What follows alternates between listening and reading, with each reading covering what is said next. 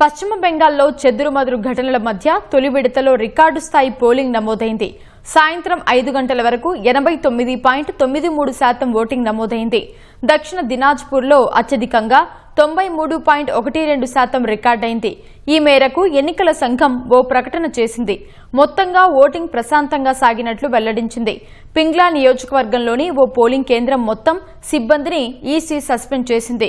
హింసాత్మక ఘటనలు, ఓటర్లను బెదిరించారంటూ అందిన ఫిర్యాదులపై నివేదిక పంపాలని అధికార యంత్రాంగాన్ని ఆదేశించింది. పశ్చిమ బెంగాల్లో తొలి విడత పోలింగ్ జోరుగా సాగింది. మొత్తం 294 స్థానాలు ఉండగా ఇవాళ 152 నియోజకవర్గాల్లో ఓటింగ్ జరిగింది.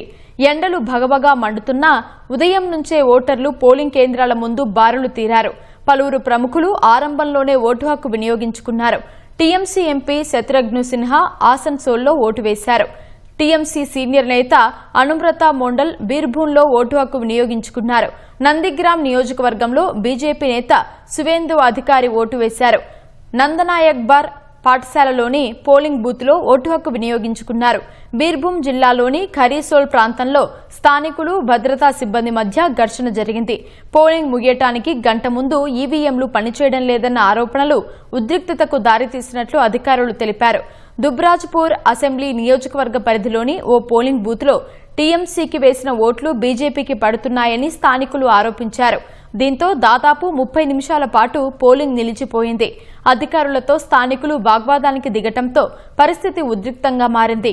ఆందోళనకారులను చెదరగొట్టేందుకు కేంద్ర బలగాలు ప్రయత్నించగా స్థానికులు రాళ్లు రువ్వారు. పలువురు కేంద్ర భద్రతా సిబ్బంది గాయపడగా ఒక పోలీసు వాహనం కూడా ధ్వంసమైంది.